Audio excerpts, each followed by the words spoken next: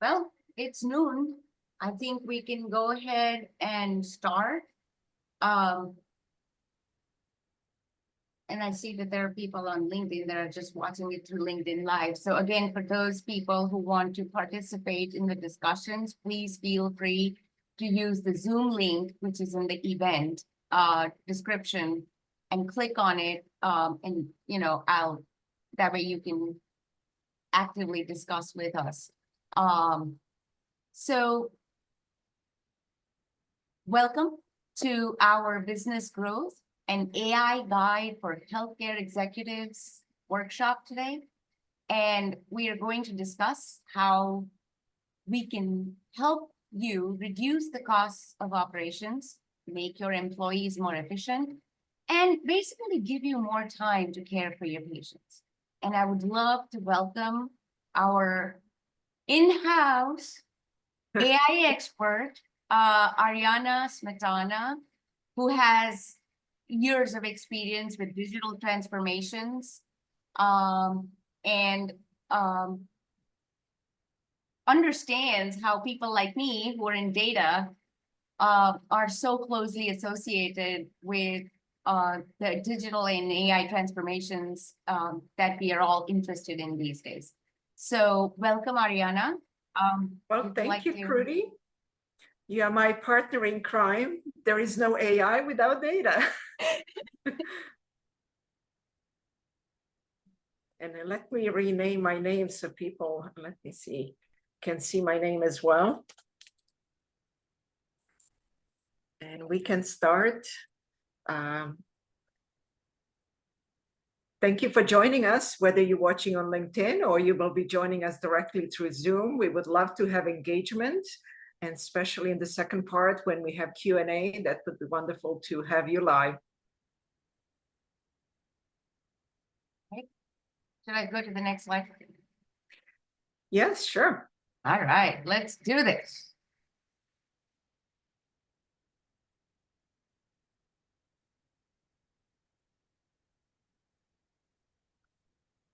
So Kruti, you want to kick us off, or should I start? Why don't you start? And then I'll hop in, when. Well, sounds good. We want to kind of build a, landscape of what we're going to address today, and 3 major steps in AI development as our guide for your growth in your business. It's really, starts with understanding your operations. And in this case, we are focusing on operations as part of the benefiting the growth. And of course, that will be directed towards your patients as users of your operations. Then second stage is optimizing those resources, whether they're human, whether they're processes, and financial resources, as well as, all the assets you have in technology. And then that will lead to the proper roadmap for your business growth that we will discuss today. And I love the optimizing part because that's where data really shines. Absolutely. And, but there is, data is a key component in AI, but most of all, it's really about the people. How can we make optimization with people who are using the different tools and technology that are generating data, and that data then can be properly analyzed and also evaluated through these new tools like AI technology and solutions that can make our operations way more efficient and also give us some insights that previously we were not able to derive efficiently. Yep. So the goal is certainly enhance efficiency, decision-making, and create ways of actually foster more human interaction, especially in the healthcare, because the time and the investment of admin work in these operations is significant. If that can be reduced, then we can focus on patients more. This will be a valuable approach to making your operations better. Awesome. So we have a self-check for you. Yeah. And I mean, while this is meant for healthcare, I want to encourage people, even if you're not in the healthcare industry, find the corresponding things that apply to you. Like patient care could be customer care, or healthcare record system could be an electronic system that you maintain for maintaining your internal company records. So based on what you know about your organization, this is a self-test, and the maximum possible points are 15, where you know everything and everything's excellent. And of course, the worst case scenario is all zeros. You have no idea, and or these things don't exist at your organization. So based on this, please rank yourself or your organization rather as, you know, none. This doesn't exist, or if it exists, it's in a very poor condition, or it's in an acceptable condition, or it's in an excellent condition. And if you don't know something, that means that you would score it a 0, because if you don't know something, chances are that it is not actually being used. So go ahead, give it a shot, do your little self-test. Let's give it about a minute or two. And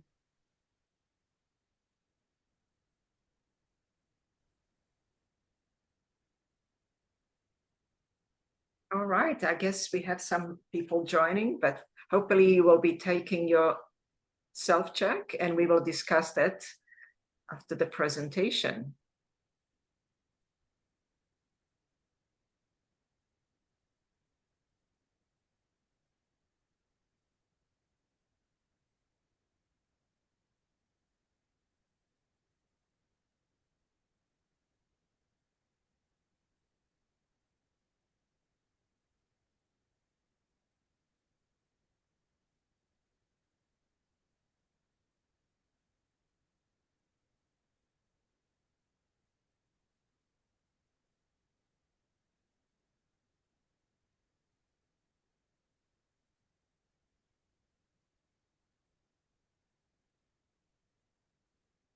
I'm having a little technical issue with launching my poll, so I'm gonna try to see if I can Okay.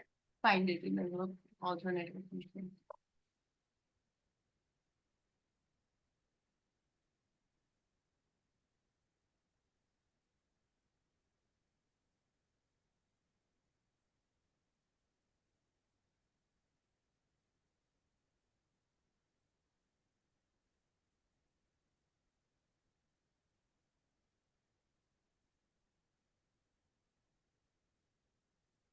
Oh, I think I made it. About 15 to 19. And it's so to for great.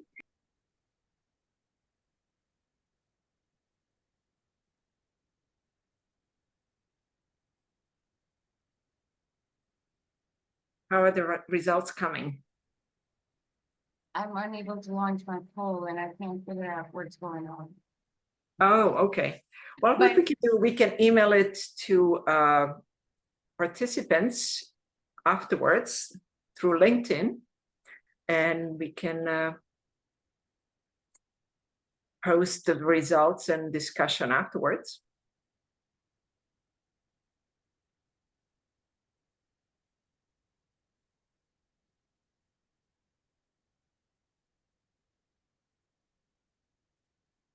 I'm gonna try to see if I can drop it in the chat or something. Okay. I need to find it. Yep, sure.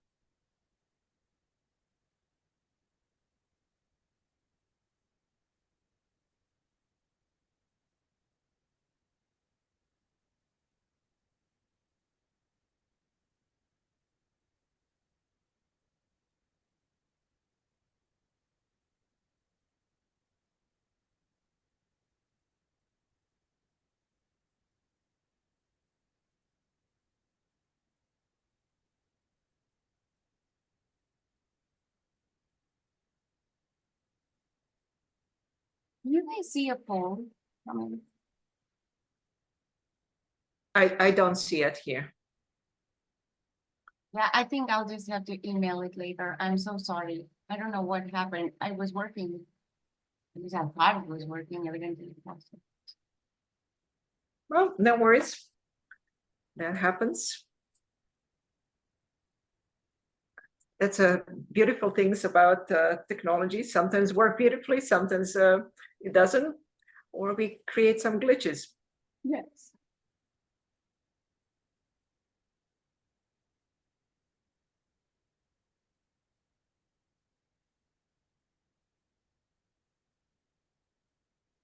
All right, well, I Oh, guess. we have Angela, okay, on the iPhone, wonderful. Nice, Angela. Hi, Angela. Hi, sorry, my Zoom on my computer decided to update, so I'm on phone, but I'm here. Well, Thank great, you. glad Um, to have you. all right, well, since we Should can't we move along? just move on, yeah. Yeah. But we can still have like a live poll when we want to discuss it after our presentation's done. Yeah. So please keep track of your scores because we want to talk about them. All right. So let's start with, some more general things that we observed and in discussion with healthcare providers. And Kruti and I were discussing, these are some, high level issues, and we would like to hear, more details from you when we have a Q&A. But certainly, there are 4 categories that are very pertinent in this discussion. We have resource management issues and distribution of the workforce, which we know that in the healthcare, especially post-COVID, has been very difficult time, especially with, doctors and nurses being stressed out. Certainly, we're overworked and, been also leaving the profession because of many reasons that impacted that profession. So those are some of the things that, impact, of course, the money issues and time allocation per patient. Then, that unfortunately is closely connected to the patient care and the demand, and how to continuously offer quality care to patients. It's also dependent on the workflow and the workforce management that providers can manage and provide to their patients. And then, of course, that we have to create the patient satisfaction, make sure that they are going to be healthy, they're not coming and recurring with their problems and medical issues, and therefore we get paid from the insurance companies and medical government institutions. Then the workforce satisfaction, which has actually been very hard over the past years, because employee engagement through these years been very difficult. We all know what happened. There is a risk of burnout and many issues in that realm that hopefully with some new systems in place and processes can be alleviated. And then there are current limitations that we know of. There are, technical systems who might not be up to date. They need, further development, updating, and then legacy systems which are in place that needs to be looked at. Kruti, do you want to add anything from your view? No, I think that as a person who has sought healthcare, even if we are not actually providing healthcare, a lot of us have sought it. And we know that it's the whole experience of being there that makes a difference on our satisfaction level. A hospital or a clinic can have the best and the brightest technology, but if their people are not fully engaged, or their systems are so outdated that you're filling out paperwork out of paperwork after paperwork, and some of them are still using faxes for sending medical records across, that's the kind of stuff that can impact how patients or potential patients at least perceive the healthcare clinic. So workforce satisfaction is very directly, so the doctors, the nurses, the staff, how they treat the patients is going to matter. What systems they can use to make a patient's life easier, whether they're technical systems or, if they're stuck in an old legacy system from 2 decades ago, that's something that needs to be rethought. So this kind of approach allows an organization to take stock of all of these different things, because these are the issues that they keep running into again and again. So there can be a way that these can be resolved. And I think that's basically what we are discussing here. So.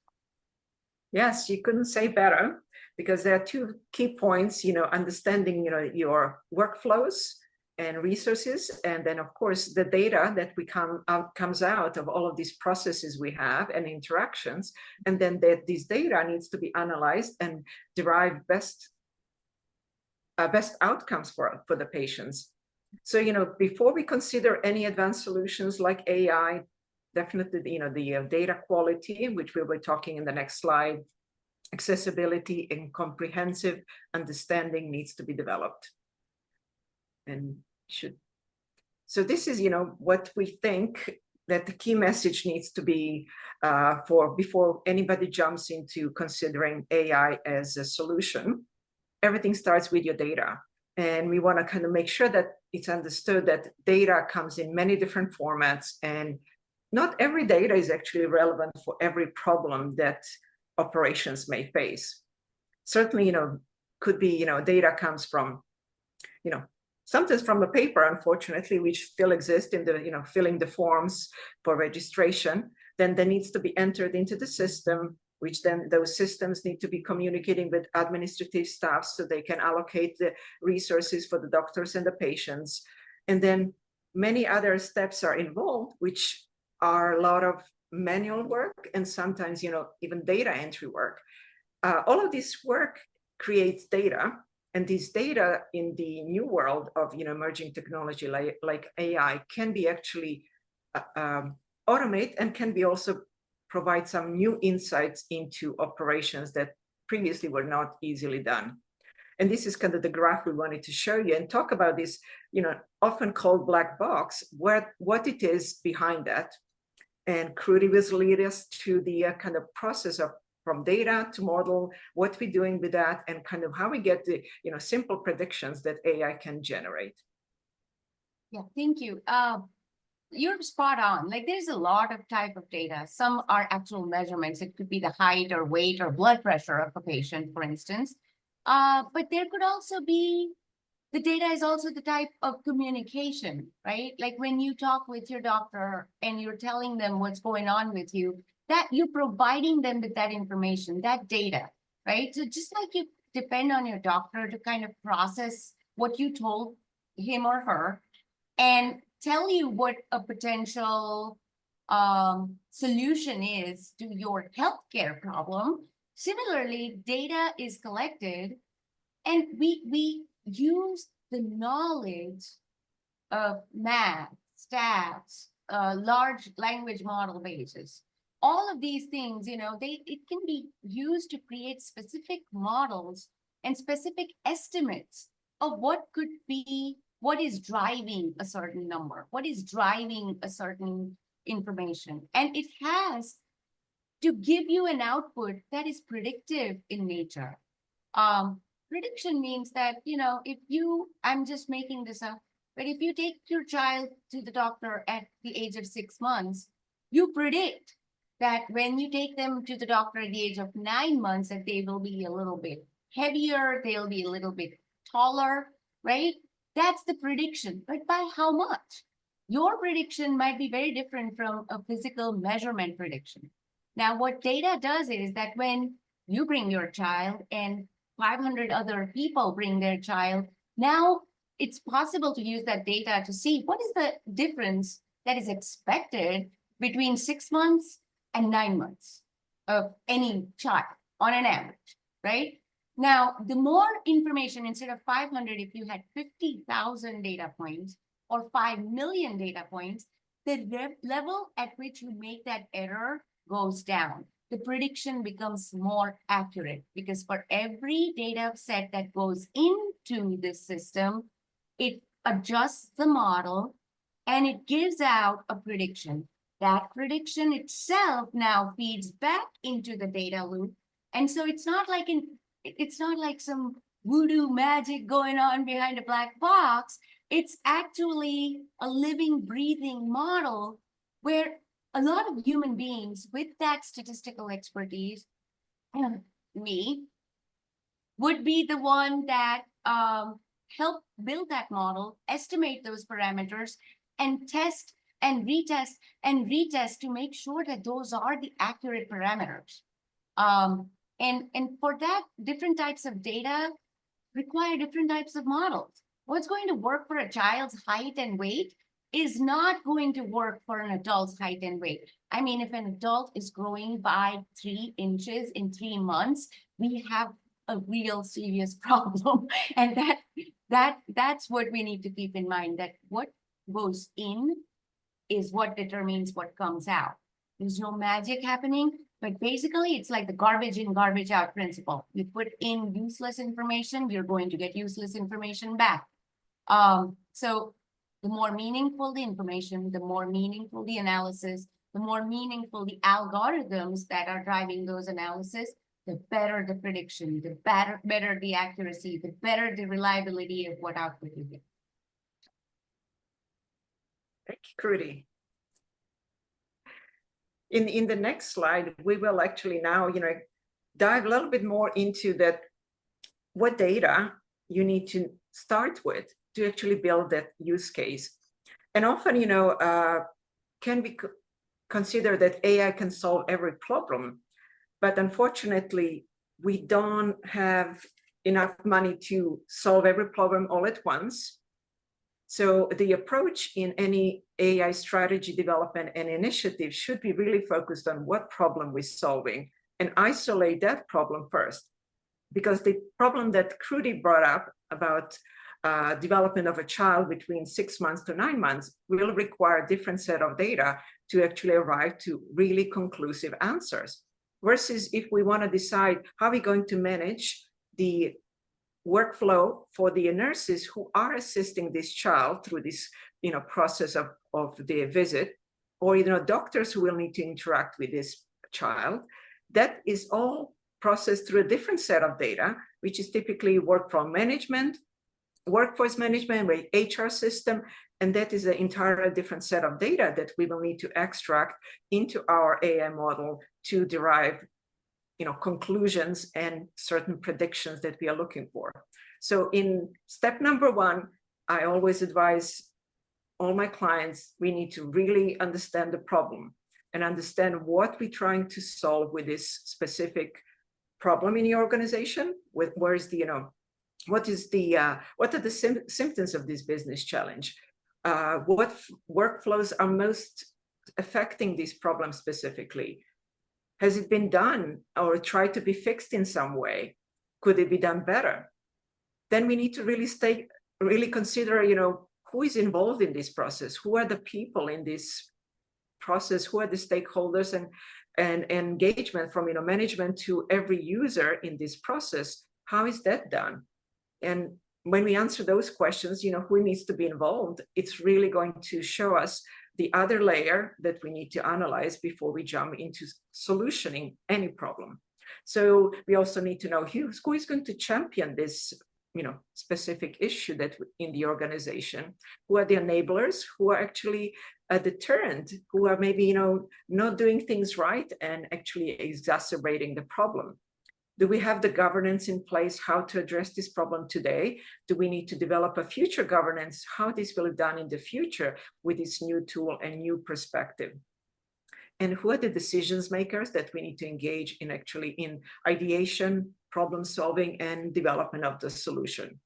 And then we go into the step number 3, which is, again, kind of putting all of these ingredients together, making sure that organization is AI ready. That we ask you questions at the beginning to kind of self-check where you are today in your organization and where do you want to be, so you can see the gaps you have to fill in before you start into path of developing your future AI solution.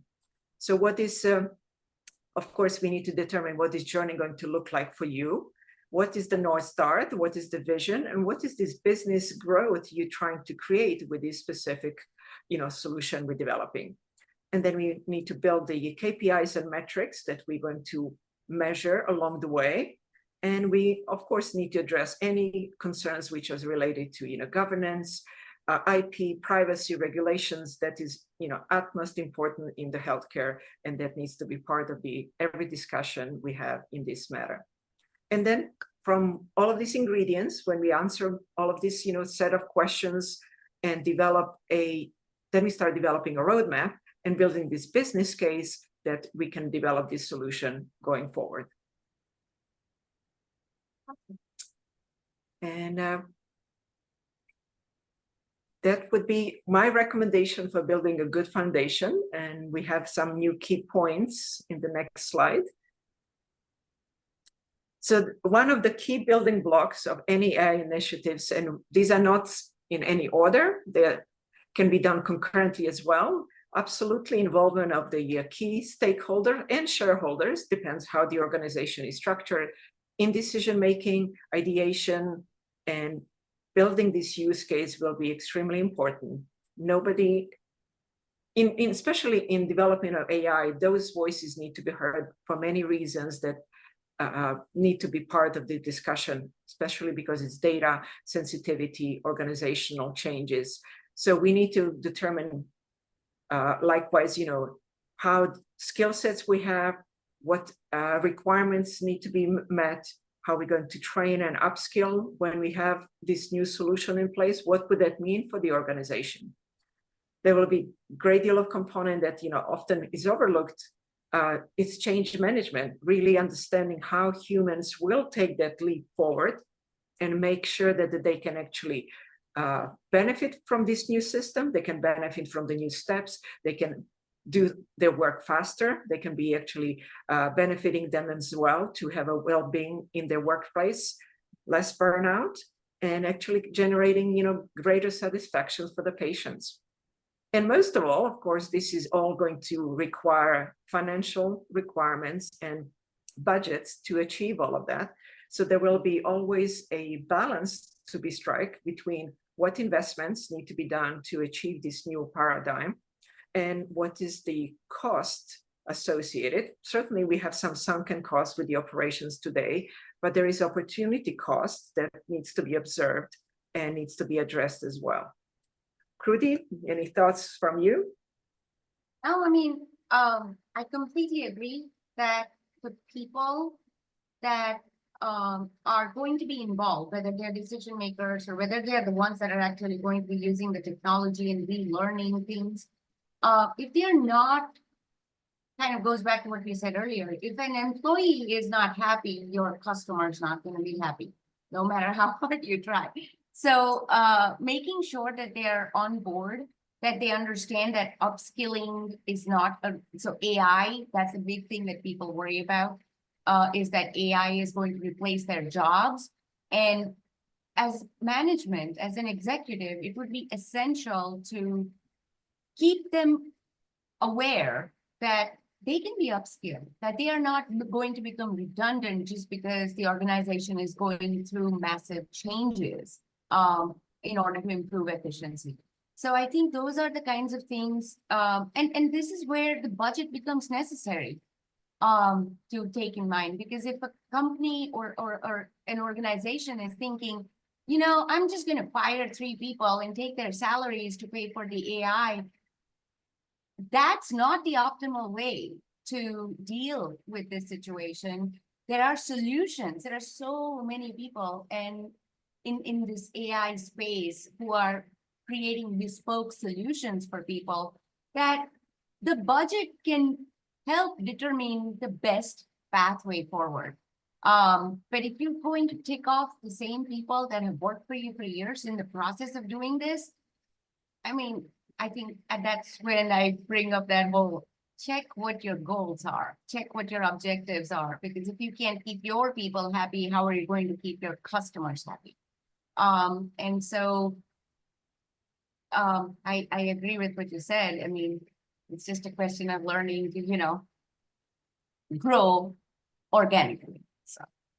Absolutely. I think the success of AI adoption and integration truly depends on the readiness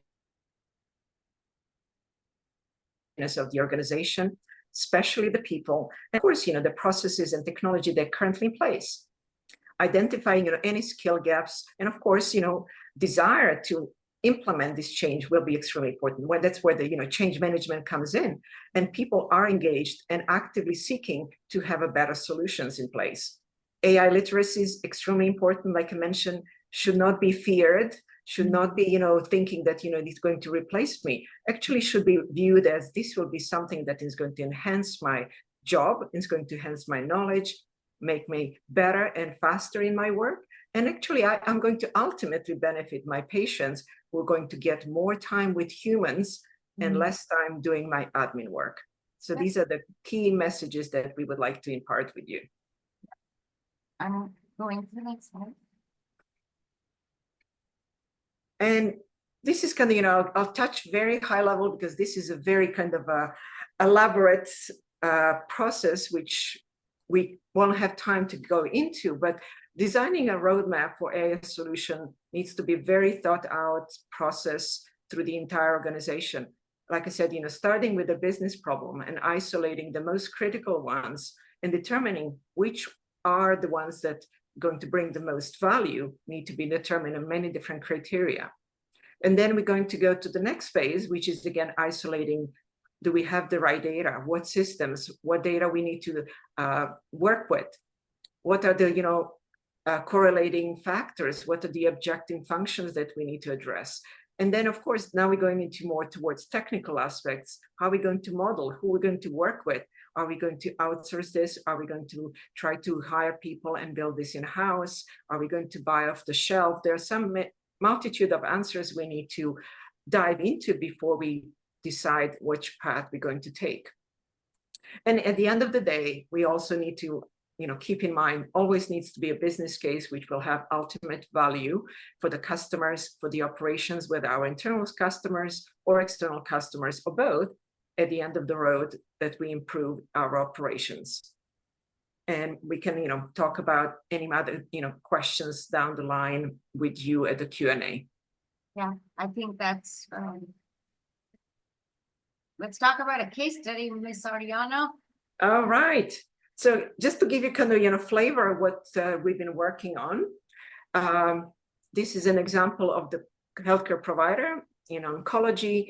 One of the problems was certainly, which probably many practices may face, that sometimes the knowledge of their patients about, what they need, what treatments they may need, what, their, illness or issues are related, people tend to Google and come up with some answers, and sometimes very erroneous ones.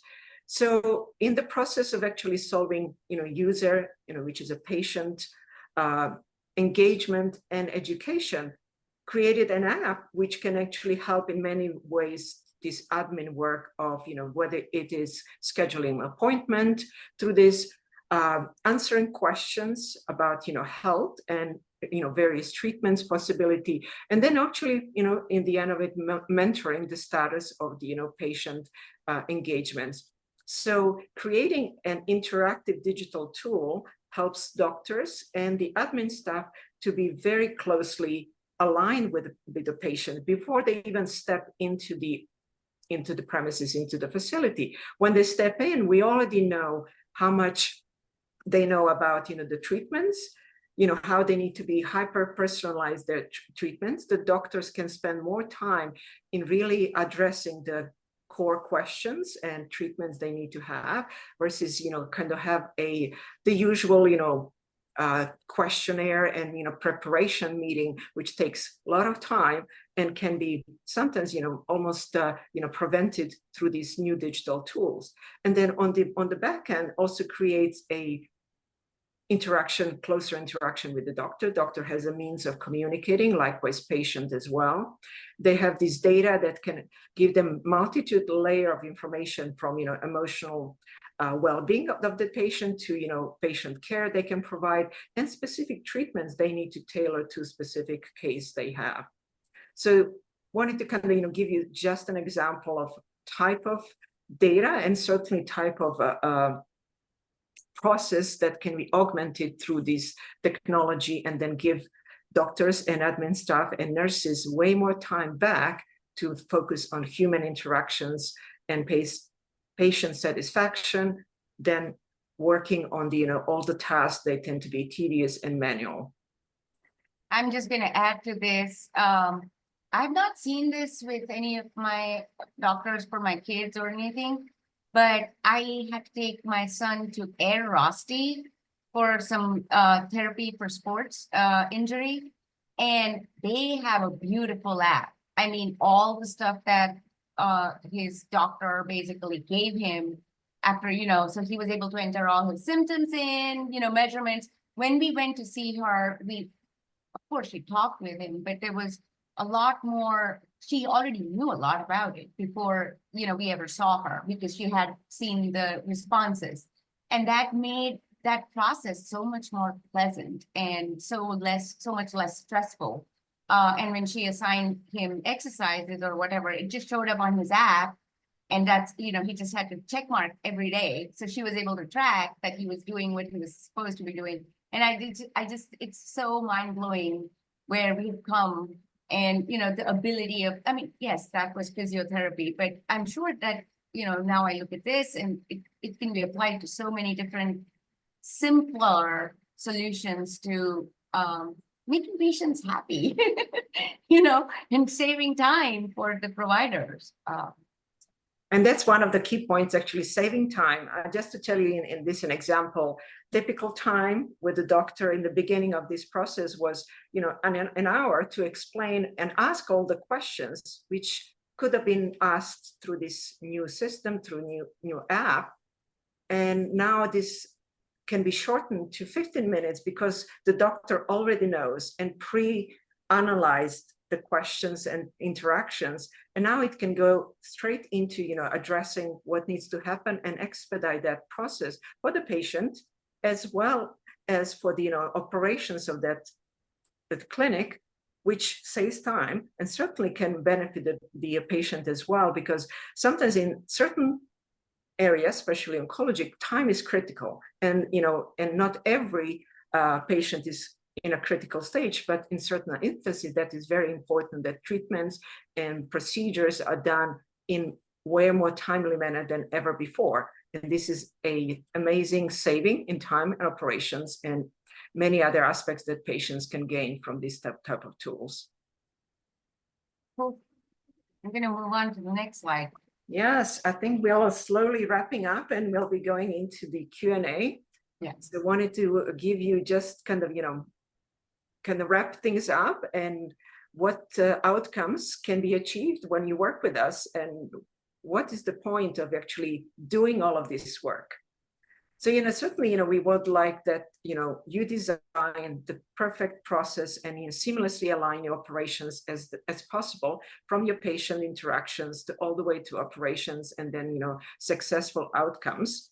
And we think that with new tool and working with professionals like ourselves and many others on your team can create this dynamic, tailored approach to AI solution.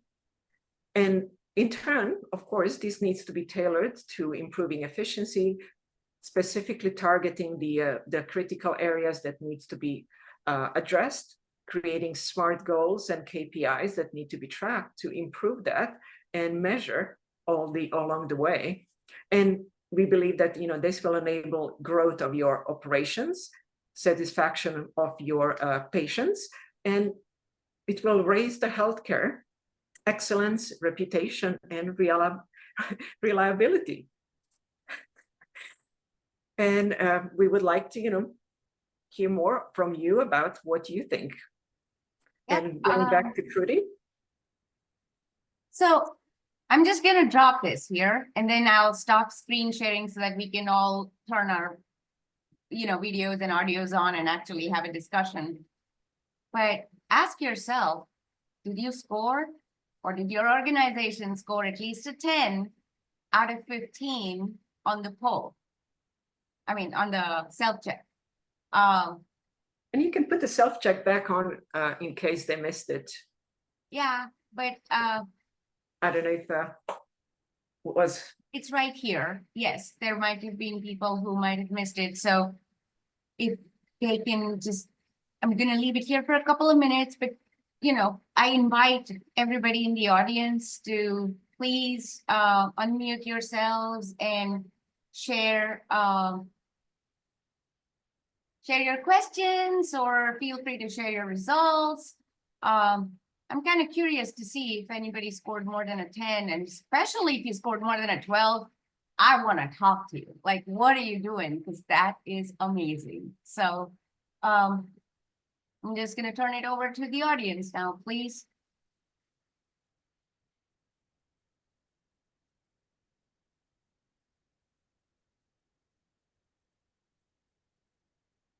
I think I'm going to stop sharing so that people can. Okay, sure. All right. And for those people who are watching it live on LinkedIn, if you want to participate, there's a Zoom link in the event. And if you click on that Zoom link, you'll be able to enter the Zoom room. And I'm watching to see if anybody wants to come on. Please come on, please share. And let us know, how did you do? Did you score more than a 10?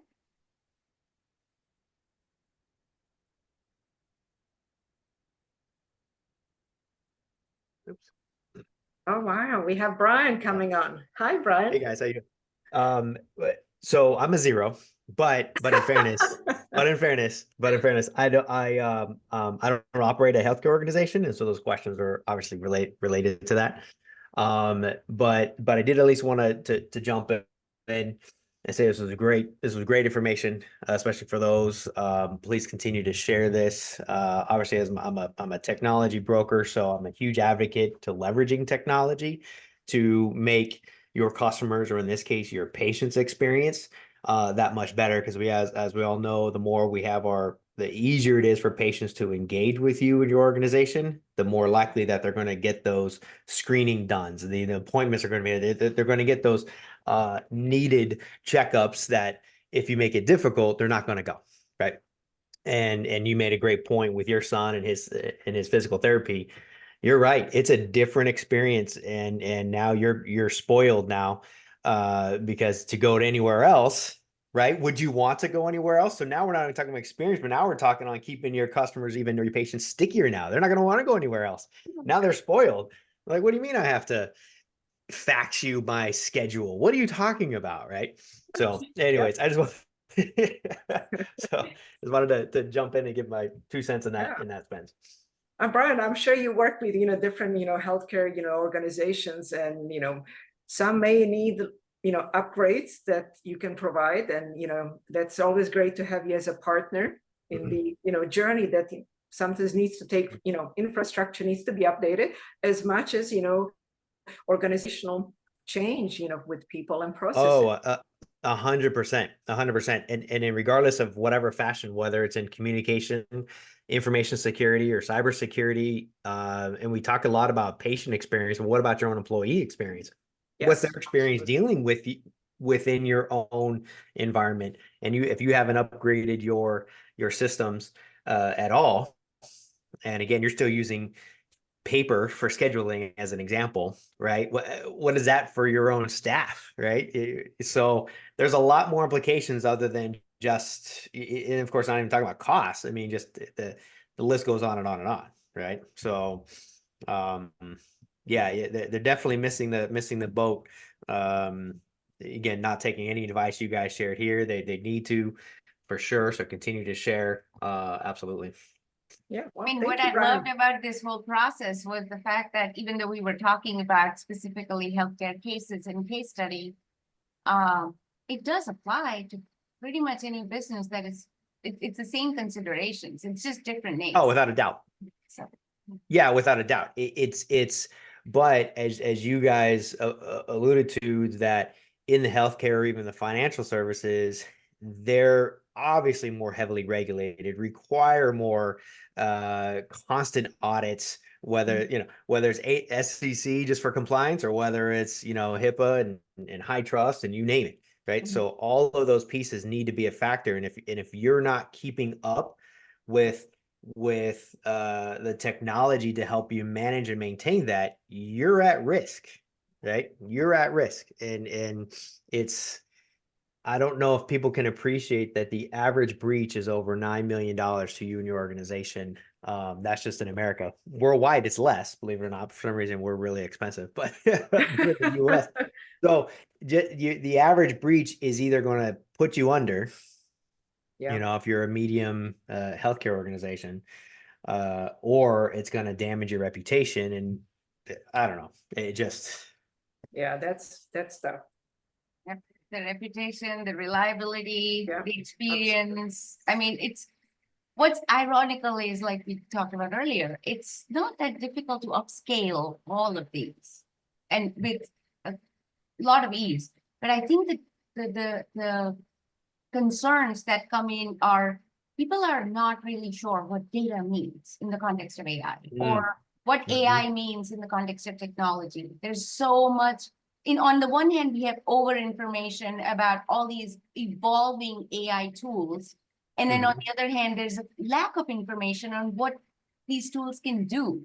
So it's kind of like going to Home Depot and looking at all those power tools, right? And all you're looking for is a screwdriver. And you're going, okay, well, that's a really cool tool. That's a really cool tool, but I don't know where I can use it. But you know what? If you call somebody who knows what they're talking about and say, all right, I have 7 or 8 things that I need to fit together, they might be able to find you the right size where you're not doing the manual labor. And it's like, okay, look, this is a battery operated screwdriver. This has happened to me. This is why. Here's a battery operated thing. You just put in 2 AA batteries, and then you that way you're not doing this the whole time. And it literally changed the way I approached physically fixing things.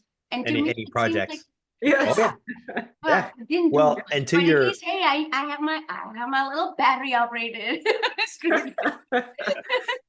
and to your Home Depot analogy, sometimes you're in the blinds, you're in the carpeting area, and you're looking for tools. So you're not even in the right area. Sometimes you need someone to help you go, you looking for a tool, or you're looking for carpet? No, I think it's a screw thing. My first time in Home Depot. Bear with me. So from there, then they're like, you need to go to aisle 7. Let's at least get you in the right aisle. Yeah. No. And that's where we help, let's start with the right aisle, with the right. Get you in the right aisle. Yes. Yeah. That's the first step. I should get one of those orange the aprons from, We Can Help. Ask me anything. Ask me anything. Absolutely. And some people are in Office Depot. They're not even in Home Depot yet. No. So let's at least get you the right store. Then we can get you the right aisle.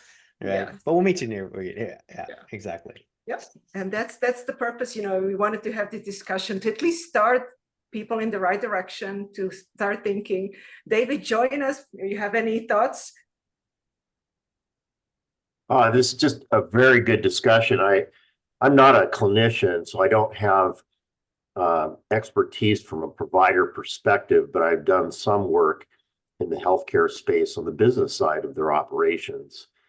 And there's so much potential for the technology and the AI if it's orchestrated correctly, as both of you have shared with us this morning. And it's not just about employee engagement and satisfaction or patient satisfaction.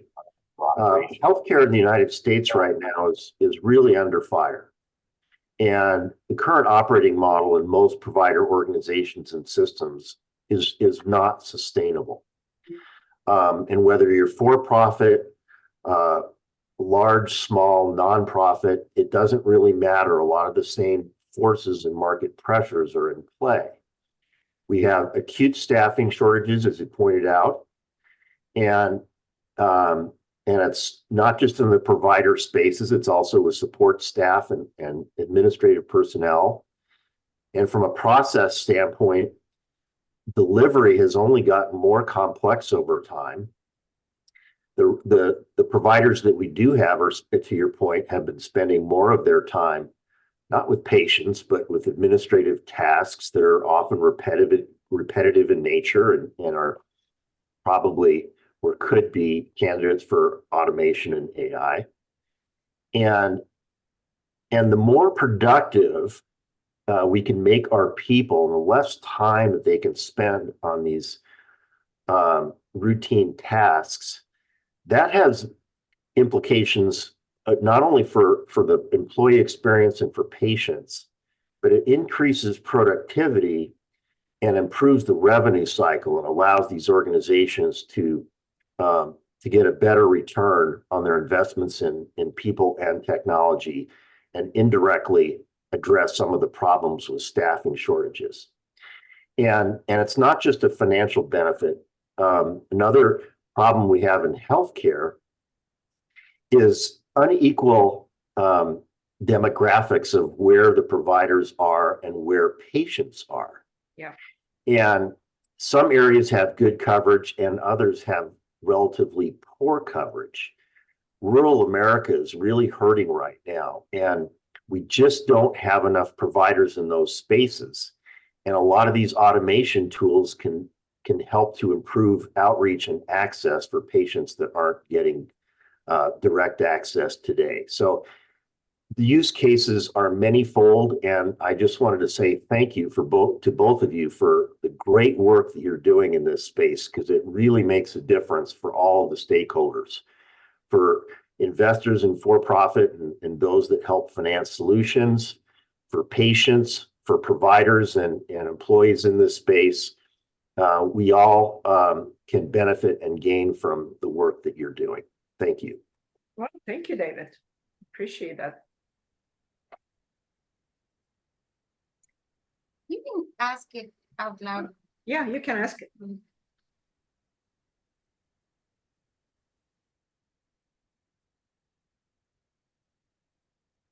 Chandraju, you can just ask your question if you want. That way I don't have to read it. Sure, Chris. Yeah, so what I was referring is that I feel the best use of AI and generative AI will be to bring healthcare to the people who cannot afford. Like if there are people who don't have enough money to avail the treatment. So where do we stand in terms of bringing AI and generative AI to those people, and what is the progress in terms of making AI available for doctors to help with diagnosis, like to make the treatment better or understanding the implications of the treatment better. So how do we, what is kind of systems we have? I believe the activities or researches for this has been happened long back, but at that time AI had not been matured enough to give that much of results, because we made the huge progress only when we had generative AI working, especially with multimodal. So this is the time I believe healthcare will get a lot of benefits from it. I'm wondering if there has been, I'm not from healthcare, I don't know about the industry, but I'm just curious. But that's what I'm into generative AI. So that's what I'm wondering. So how do we solve these problems? Because like possibly the diagnosis as well as the interpretation of reports, healthcare reports with generative AI is pretty good. I tried that many times, and they are able to process the medical reports and give fair answers. So how do we take this forward, or is there anything happening on that area? Well, thank you for this question. And actually, I'll just give you an example that I know. Before ChatGPT bursted on the global scale, they really wanted to democratize access to people. AI, as you know, existed in many different forms in machine learning since 1960s. So AI is actually not new, and applications been developed. So I know exact example of Google been working, especially in India, because of the massive population and problem. In this case, they were actually looking for the retina problems in the population, especially the ones which cannot access the doctors, which is quite a significant number. So what they were training the machine, and this was with the simple phones, and I'm sure you know that actually smartphone prophylaxis and actually cell phones and smartphones in India are quite prevalent, regardless of the poverty level. So they managed to get images from these people and process them through AI and give these reports back to the doctors in the city centers, so they can actually treat the patients who are not physically there and give them recommendations to what to do, and kind of enable this mass kind of a benefit to underprivileged populations. So those efforts have been done for many years. They're not known publicly, but yes, they exist. Yeah, and that has been it's been around for a while. I believe that I have read about that, in fact, and possibly there will be more. And is there any restrictions for which, in terms of governance, which prevents this from implementing, like especially with Gen AI? I think with Gen AI, it's a big risk. Here's the thing. Here's the reason why. I'm going back to the pure data in, data out thing. It's kind of like doing a Google search. Forget the Gen AI, but the fact that people use Google as their doctor is a big problem. It's a big risk, because if I am even leaning a little bit towards being a hypochondriac, I'm going to end up with every disease that's in the book. And now I am self-diagnosing, risk, self-medicating. Yes, Yeah. prescriptions in the US work differently than prescriptions work in a lot of other parts of the world, right? Like I know I grew up in India. We didn't need a prescription to get certain pills, Yeah. right? But if I realize, oh, you know what? I think I have heartburn and I need the best kind of medicine, I can make it happen. Probably not the best thing that I should do for myself. So when it comes to Gen AI or any direct communication device, you run a big risk in terms of actually people causing self-harm. People have been doing this with Google, but at least, I mean, literally, there are some doctors who will be like, I don't want your Google doctor advice. You need to focus on telling me what's wrong with you so that I can help you, right? But access to AI, this is the downside of it. But this is the reason why people who are in the healthcare industry, on the one hand, and people who are in the Gen AI industry who want to serve these medical needs need to be extremely careful about what they are training their models on. If you train your models on what Wikipedia says, then they're going to keep on saying what other people say as the output. And that can be very, very dangerous. So if you are building Gen AI, if you want that quality, of the ethical quality of the care that you're providing, it's not just the governance that you need to worry about. It's about what have you used to train your model. And as we have seen in the recent lawsuits, you cannot untrain a model after you've trained it. ChatGPT and all of the others are facing certain lawsuits because they trained their model on data. Absolutely. But they can't undo it. They can't go in there and be like, okay, delete this, delete this. It's not going to happen. So as a part of the building process itself, some of these ethical considerations, especially with healthcare, because self-medication or self-diagnosis can be very dangerous. They need to be considered upfront. Because if you build something that takes into account those ethics, then there are going to be medical doctors and clinicians and hospitals who would trust your app. Otherwise, they can't. So quality of data. Absolutely. That makes sense. I think, it's training with right data is actually difficult with healthcare, I believe, because considering the nature of right data, that's going to be complex. Well, it is complex. And, if you remember in the use case, we talked about it. The reason now doctors are creating their own digital tools, like, app. So they have actually data they can rely on. So you as a patient, you tell them way more information that is true. And you also give them ability to research the reliable information from them. So you're not Googling, oh, I think I have a lump and might be a cancer. Or, you figure it out, you need to talk to a specific doctor before you jump into conclusion that something is, a lump or it's not. And so, creating these educated patients with the trusted data from trusted sources becomes very relevant. And then, when you build actually AI engine to give you this processing power and predictive, then it's closed system and it's way more reliable than using open source or going to a Google search and finding the answer. That makes sense, definitely. Angela, Well, all big tech companies are working on absolutely on that. And Yeah, I was gonna say, I know for sure one. Yeah, they all are. yeah. But and- if they continue creating images the way they do in Bing and ChatGPT-4, and that bias has not been removed, that's why it makes me really worried when I use open source tools, or if I don't know who built a tool and how. So even when I talk with people who are in the tech space and are building AI tools, I make sure to ask them, I'm like, what are you using as inputs? Because, you know, I don't trust the open systems to not have, there are like 4 or 5 types of biases. And if anybody knows J-Sir on LinkedIn, he posted an amazing piece this morning about biases in training data for AI tools. And it was, if you guys want to know who I'm talking about, just send me a message after we're done, and I'll show you that post. It's awesome.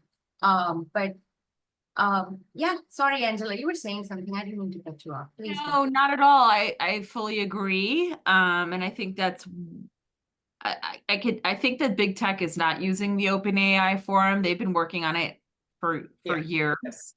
And at least I think they're being responsible about it from my knowledge. Mhm. You know, trying to start slow, right, with commonly diagnosed illnesses like a UTI or the flu or something like that. But yeah, it's definitely scary. I fully agree the bias is inherent, and it keeps learning the bias Yes. over and over again. So fully agree. I actually read somebody who had written something like, it's really funny that because some of these bots are trained on biased data, that they are actually more discriminatory and biased than regular human beings. Because just, you know, because that's the input it keeps getting.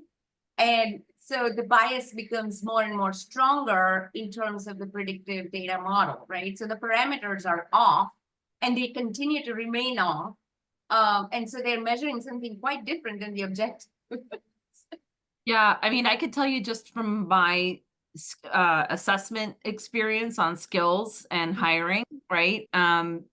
Garbage in, garbage out. You said it before, and if the bias, if your sample size, which is what we're talking about, is inherently not diverse, you are going to create something that just perpetuates bias and doesn't achieve that goal. So yeah, fully agree. Well, Kruti, I think we are out of time. We are on top of time. So thank you so much for all of you who attended. And thank you so much for your time, Ariana. I enjoyed this. Likewise, I enjoyed it. Thank you. I'm hopeful that we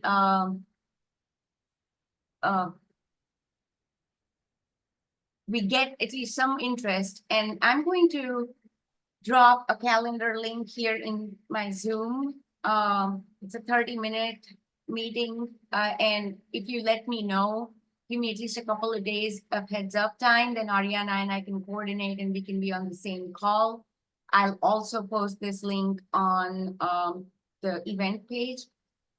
It's just a, you know, looking for, if you want to talk to us about this, it doesn't have to be anything big, but if you just want to discuss this more, we're happy to do that. Thank you, everybody.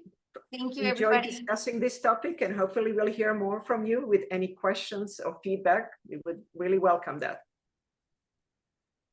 Thank you, Rana. Thank you. Thank you. Bye, everybody. Bye. Bye.